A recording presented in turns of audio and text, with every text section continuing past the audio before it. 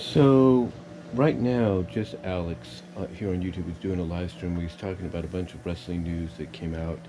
And one of the news items he talked about, and I actually super chatted to him about, was the fact that the Briscoes, the Briscoe brothers of Ring of Honor fame, who also recently appeared in GCW, Game Changer Wrestling, and won those tag titles, but are also 12-time World Tag Team Champs in Ring of Honor, one of the more decorated tag teams in history, even if it's just one company, or actually two companies to an extent. 13 time, 12 time, what do you want to call them? Well, apparently news came out over the past week that Tony Khan was initially planning to bring the Briscoes into AEW, All Elite Wrestling, to feud with FTR. And this was all apparently set up at the Final Battle pay-per-view when FTR appeared. You have the Briscoes since then and currently been taking shots at FTR, calling them out for a match. And like I said, the word going around that came out this week is that Tony Khan was going to bring them in, but that he wasn't able to do so because somebody a little higher up in the food chain, believe it or not, blocked it from happening. Now, some people at first assumed it had to be someone with some pull in AEW. But the thing was, who has more pull than Tony? I mean, Tony owns the whole company, right? He owns the whole company. He calls the shots. So it's like, you wonder to yourself who has more pull than Tony Khan. And apparently some of the reports came out that one of the things that prevented the Briscoes from going to AEW wasn't someone within AEW themselves, but it was actually someone at Turner Networks, someone either at TNT or TBS, if not both overall. And when I super chatted this to Alex, Alex pretty much just straight out said, "Oh, they're done. They're not coming in."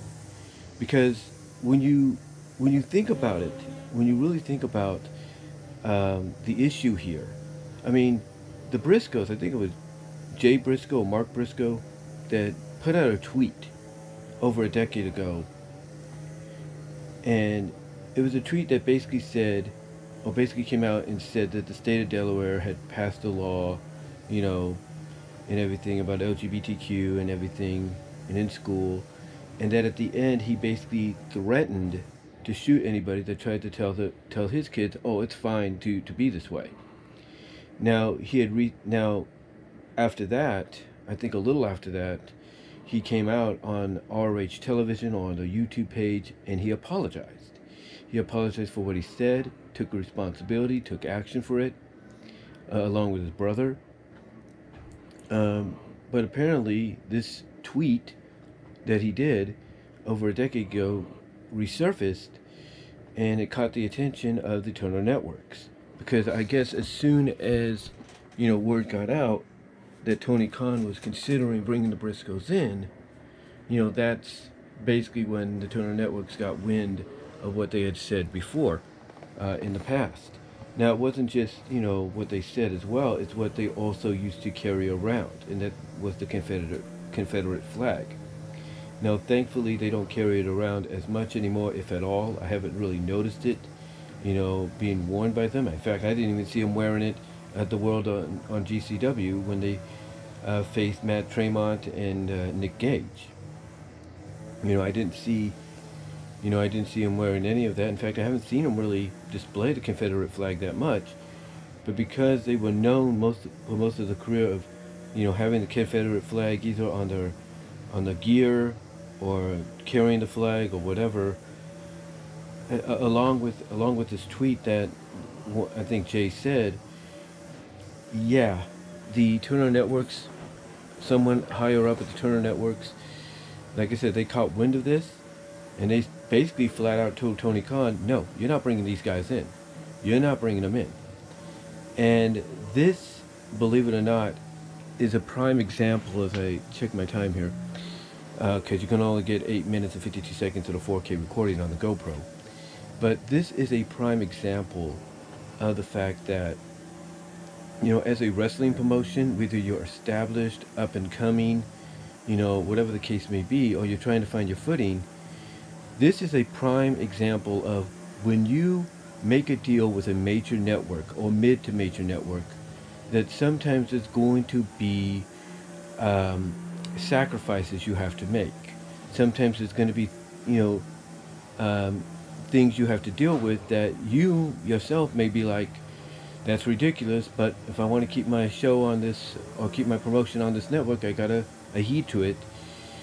And Tony Khan basically right now is learning another prime example. I mean, he's learned plenty already in the 3-year history of the company so far, and mostly the 2.5-year history that the company has been on the Turner Networks. But he is learning, once again, a huge lesson of, you know, the fact that when you have a promotion, showcased on a major to mid network, that you're gonna have to sometimes adhere to what they tell you, because you might be the boss of the promotion they're airing, but in the end, they are your boss. So in other words, Tony Khan, he can come out and spend all the money he wants to sign, any free agent under the sun, man or woman. But at the end of the day, the real people he has to answer to is the network executives. Because they're the ones that could say, you know what, you went too far, we're cutting ties with you, go somewhere else. And, he doesn't want to risk that, because AEW is still a young company. And any negative publicity they get, from the Turner Networks could basically hurt them in the long run if they decide to go elsewhere, if they decide to negotiate with someone like Viacom at Paramount, or they decide to go negotiate with I don't know who else is out there that's like Vice maybe. I mean, Vice is not a big network, but still you catch my drift there. Or maybe even say, hey, let's make a deal with HBO, and all that, so that people can watch us on HBO, because a lot of people have HBO, as part of their cable package. They don't want to risk that. They don't want to risk. Well, HBO is part of the Turner Networks, or the WarnerMedia, if you will, but still, they could still go and negotiate with them to say, hey, they didn't want us, but would you take us? They can go all out. Like I said, they can probably go to the Paramount Network and work something out there with them. If things go askew here, or maybe even probably work some kind of crazy agreement out with, let's say, a broadcast network like let's say NBC or CBS or whoever.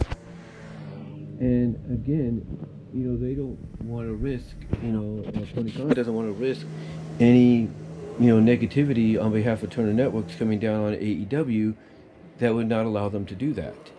So, yeah, this is just, again, a prime example of the fact that when you, as a wrestling company, sign an agreement for who knows how many years to have a major network like the Turner Networks air your show, that even though you may have the money to give them the product you promise and sign the talent you promise, at the end of the day, they are your boss, and not the other way around.